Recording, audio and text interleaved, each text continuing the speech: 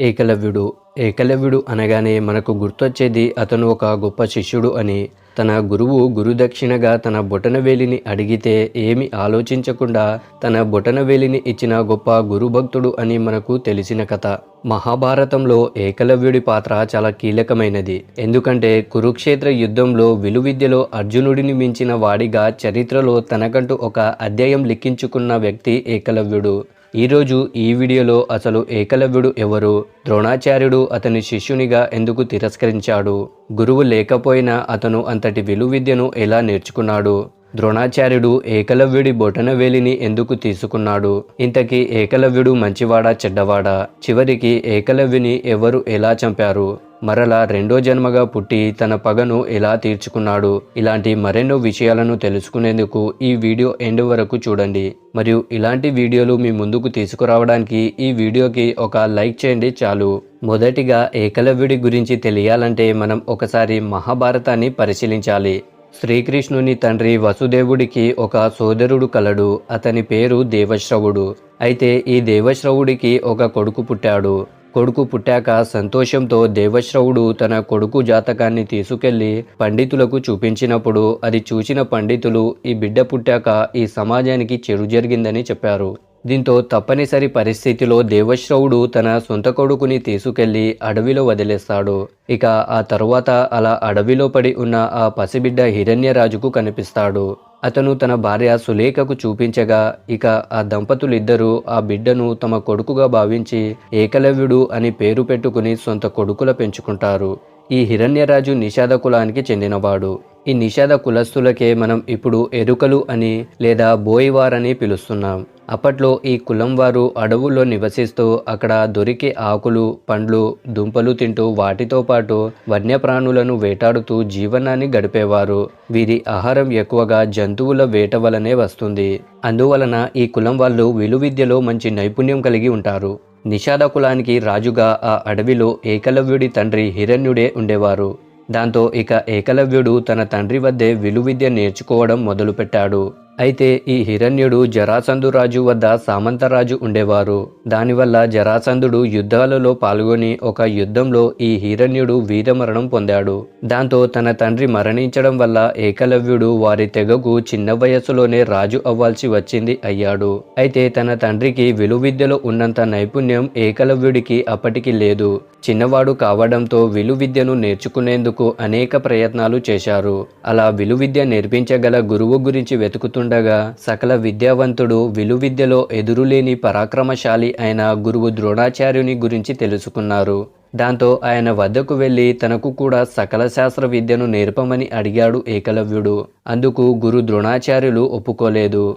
ఒప్పుకోకపోవడానికి గల కారణమేమిటి అని అడిగితే తను కేవలం క్షత్రియులకి బ్రాహ్మణులకు మాత్రమే విద్యను నేర్పిస్తానని, నువ్వు నిషాద కులానికి చెందినవాడివి గనుక నీకు నేను విలువిద్యను నేర్పించలేను అని గురు ద్రోణాచార్యుడు ఏకలవ్యుడిని చెప్తాడు. దాంతో అక్కడి నుండి బాధతో వెళ్ళిపోయాడు ఏకలవ్యుడు. కానీ ఏది ఏమైనా కూడా ఏకలవ్యుడు మాత్రం విలువిద్యలు నేర్చుకోవాలని బలంగా సంకల్పాన్ని ఏర్పరచుకొని తనను తిరస్కరించిన ద్రోణాచార్యునే తన గురువుగా భావించి ఒక మట్టి బొమ్మను ద్రోణాచార్యుని రూపంలో తయారు చేశాడు. ఆ బొమ్మే తనను విలువిద్య నేర్పిస్తుందని బలంగా భావించి ఆ మట్టి బొమ్మ ముందే విలువిద్యలు నేర్చుకోవడం మొదలుపెట్టాడు. అలా విద్య నేర్పించే గురు ద్రోణాచార్యుడు తన దగ్గర లేకపోయినా తన విగ్రహం ముందు విలువిద్యలు నేర్చుకుంటాడు ఏకలవ్యుడు. ఇక మరోవైపు అప్పటికి ద్రోణాచార్యుని దగ్గర అర్జునుడు విలువిద్యలు నేర్చుకుంటూ ఉంటాడు. అయినప్పటికీ అర్జునుడితో సమానంగా ఏకలవ్యుడు ఒంటరిగా విలువిద్యలు నేర్చుకుంటాడు. ఇది ఇలా ఉండగా ఒకరోజు గురువు ద్రోణాచార్యుడు తన శిష్యులైన కురు పాండవులను పిలిచి అడవిలోకి వెళ్ళి సరదాగా వేటాడమని చెప్పి అడవిలోకి పంపిస్తాడు. ఎందుకంటే అడవిలో అడ్డదిడ్డంగా ఎటు పడితే అటు పరిగెత్తుతూ ఉండే అడవి జంతువులను బాణంతో గురిచూచి కొట్టడం వలన వారి విలువిద్య నైపుణ్యం పెరుగుతుందని చెప్పి వారిని అడవిలోకి పంపిస్తాడు. కురు పాండవులు కొంతమంది సైన్యంతో వేట కుక్కలతో అడవిలోకి వేటకు వెళతారు. ఇక అదే అడవిలోనే ఒక చోట విలువిద్య సాధన చేసుకుంటున్న ఏకలవ్యుడిని అతని వింత ఆకారాన్ని చూసి ఒక కుక్క మొరుగడం మొదలు పెడుతుంది. దాంతో తనను చూసి కుక్క మొరుగుతుందని కోపంతో, తన ఏకాగ్రతను భంగం చేస్తుందన్న కోపంతో ఏకలవ్యుడు ఆ కుక్క తెరిచిన నోరు మూసుకునే లోపు వరుసగా 7 బాణాలను ఒకేసారి సంధించి దాని నోరు కదపకుండా బాణాలని కుక్క నోటిలోకి దించుతాడు. దానితో ఆ కుక్క మొలుగుతూ కురు పాండవుల దగ్గరికి వస్తుంది. ఆ కుక్కకు పట్టిన గతికి కారణమేంటో తెలుసుకోవడానికి దానితో పాటు వెళ్ళిన భటుని అడుగుతారు కురు పాండవులు. దాంతో ఆ భటుడు అక్కడ జరిగిన విషయాన్ని, ద్రోణుని మట్టి బొమ్మ గురించి వారిని చెప్తాడు. అప్పటి వరకు విలువిద్యలో ఎంతో గొప్పగా నేర్చుకున్న అనుభవం కలిగిన అర్జునుడు ఒకేసారి 5 బాణాలను మాత్రమే స్పందించగలడు. కానీ ఏకలవ్యుడు 7 బాణాలను స్పందించడంతో అక్కడి వారు ఆశ్చర్యపోవడంతో పాటు కౌరవులు అర్జునుడిని హేళన చేస్తారు. దాంతో అర్జునుడు గురు ద్రోణుని వద్ద వెళ్ళి అడవిలో జరిగిన మొత్తం విషయం వివరిస్తాడు. అంతేకాదు గురువు ద్రోణుడు ఒకసారి ప్రపంచంలో నీకంటే సమర్థుడైన వీలు కాని విధంగా నీకు నేను విలువిద్య నేర్పిస్తానని అర్జునుడికి ఇచ్చిన మాటను కూడా గుర్తు చేస్తాడు అర్జునుడు.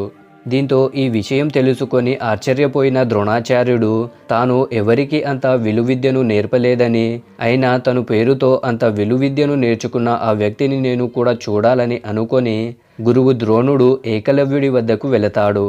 తాను వెళ్లే ముందు కుక్కకు జరిగిన దుస్థితి చూసి ఒక నిర్ణయానికి వస్తాడు. గురువు ద్రోణుడు రావడాన్ని చూసి ఏకలవ్యుడు ఎంతగానో సంతోషపడి గురువు ద్రోణుడికి సన్మానం చేసి తన భక్తిని చూపెడతాడు. అప్పుడు గురువు ద్రోణుడు, ఏకలవ్య, నువ్వు నీ గురువుని నేను అని చెప్తున్నావు కదా, మరి నా గురి దక్షిణ ఏది అని అడుగుతాడు. దానికి ఏకలవ్యుడు తప్పకుండా ఇస్తాను, అడగండి గురువా అని అంటాడు. అప్పుడు ద్రోణాచార్యుడు వెంటనే నీ కుడి చేతి బొటనవేలిని ఇవ్వమని అడుగగా క్షణం కూడా ఆలస్యం చెయ్యకుండా తన బొటనవేలిని కోసి గురుదక్షిణగా ద్రోణాచార్యుడికి ఇచ్చేస్తాడు ఏకలవ్యుడు. ఇలా ఏకలవ్యుడు తన బొటనవేలిని తన గురువుకి ఇచ్చేయడం జరుగుతుంది. గురువు ద్రోణుడు చేసిన ఈ పనికి భాగవతంలో ఒక వివరణ కూడా ఇచ్చారు. కుక్క అరచిందని కోపంతో ఊగిపోయి ఆ కుక్కపై అంత కఠినంగా బాణాన్ని ఎక్కుపెట్టి అధర్మం మార్గంలో నడిచాడు ఏకలవ్యుడు. ఏకలవ్యుడు ఎంత గొప్పవాడైనా కాలక్రమంలో అధర్మం వైపు నిలబడి యుద్ధం చేయడం వలన ఎంతో అనార్థం జరుగుతుందని భావించిన ద్రోణుడు విలువిద్యకు ఆయువు పట్టైన బొటనవేలిని ఇవ్వమని కోరినట్టు భాగవతం చెబుతుంది. కానీ బొటనవేలు పోయిన ఏకలవ్యుడు మాత్రం మిగిలిన 4 వేళ్లతో బాణాలను సంధించడంలో గొప్ప ప్రావీణ్యత సాధించాడు. అయితే ద్రోణుడు అనుకున్నది నిజమైంది. ఏకలవ్యుడు ధర్మం వైపు కాకుండా అధర్మం వైపు మారటం నేర్చుకున్నాడు. అది ఎలా అంటే, ఏకలవ్యుడు చివరికి తన తండ్రి పనిచేసిన జరాసంధుని రాజుకు మద్దతుగా సామంతరాజులాగా తన తండ్రిలాగా నిలబడతాడు. జరాసంధునికి శ్రీకృష్ణునికి మధ్య ఎంతో వైరం కలదు కనుక జరాసంధుడు ఎప్పుడు కూడా శ్రీకృష్ణునికి అతని ప్రజలను చంపాలని చూస్తాడు. ఇక జరాసంధుడు ఏకలవ్యుని విలువిద్యను చూసి ఏకలవ్యుడినే తన సేనాధిపతిగా చేసుకుంటాడు. జరాసంధునికి ఏకలవ్యుడి శక్తి సామర్థ్యాల మీద అపార నమ్మకం. దాంతో జరాసంధుడు ద్వారక మీద దండెత్తి వచ్చాడు. అయితే జరాసంధుడికి శ్రీకృష్ణుడికి ఉన్న వైరం వలన జరాసంధుడు చాలాసార్లు కృష్ణుని మీద తన సైన్యాన్ని పంపాడు. కానీ ఎప్పుడూ కూడా గెలవలేకపోయాడు. ఆ సమయంలో సకల శాస్త్ర విద్యావంతుడైన ఏకలవ్యుడిని శ్రీకృష్ణుడి సేనలపై పంపాడు. దాంతో ఏకలవ్యుడికి ఉన్న నైపుణ్యానికి యాదవ సైనికులు పిట్టల రాలిపోతున్నారు. అది తెలుసుకున్న శ్రీకృష్ణుడు తానే స్వయంగా రంగంలోకి దిగాడు. శ్రీకృష్ణుడు జరాసంధుడి సైన్యాన్ని ఓడించి ఏకలవ్యుడిని చంపబోతూ అతడితో ఇలా అన్నాడు: సోదరా ఏకలవ్య, నీవు నా సోదరుడివి. నువ్వు నా పిరతండ్రివైన దేశశ్రవుడి కుమారుడివి. విధి వక్రయించడం వల్ల నువ్వు నిషాద జాతికి చెందినవాడిగా పెరిగావు. కానీ నువ్వు యాదవ వంశస్థుడివి. గురువు ద్రోణాచార్యుడు నీ గురించి భయపడింది నిజమైంది. కానీ అతను కుల వివక్షత చూపించి విద్యను నేర్పనని నిన్ను తిరస్కరించి నీకు చాలా అన్యాయం చేశాడు. కనుక నువ్వు మళ్ళీ జన్మించి ఆ గురువు ద్రోణాచార్యుడిని చంపుతావు అని నీకు వరమిస్తున్నాను అని చెప్పి కృష్ణుడు ఏకలవ్యుడిని చంపేస్తాడు. ఇలా ఏకలవ్యుడు శ్రీకృష్ణుడి చేతిలో మరణిస్తాడు. అలా మరణించిన ఏకలవ్యుడు తర్వాతి జన్మలో దృష్టిద్యుమ్నుడిగా జన్మిస్తాడు. గురువు ద్రోణాచార్యుడి మీద ప్రతీకార జ్వాల నుంచి చేసిన ఒక యజ్ఞం నుండి పుట్టాడు ఈ దృష్టిద్యుమ్నుడు. అందుకనే కురుక్షేత్రంలో దృష్టిద్యుమ్నుడు గురువు ద్రోణాచార్యుడి తలను నరికివేశాడు. ఇలా యుద్ధం ముగిసిన తర్వాత దృష్టిద్యుమ్నుడు అశ్వత్థాముడి చేతిలో మరణించాడు. ఇలా ఏకలవ్యుడి 2 జన్మలో మరణాల గురించి మహాభారతంలో తెలుపడం జరిగింది. ఏది ఏమైనా గురుదక్షిణగా తన ప్రాణానికి ప్రాణమైన విలువిద్యను త్యాగం చేసి ఒక మంచి శిష్యుడిగా చరిత్రలో నిలిచిపోయాడు ఏకలవ్యుడు. అయితే మనకు ఎంత విజ్ఞానం ఉన్నా, ఏ విద్యలో ప్రావీణ్యం సాధించినా మనం ఆ విద్యను ఎలా ఉపయోగిస్తున్నామన్నదే తెలుసుకోవాలి. మన విద్య మంచి కోసం మాత్రమే ఉపయోగించాలి. అలా కాకుండా ఒకరిని చెడు చేయాలని ఉపయోగిస్తే అది చివరికి మన పతనానికి మొదటి అడుగు పెట్టినట్టే. సో ఇది ఫ్రెండ్స్, మీ అందరికీ ఒక ప్రశ్న.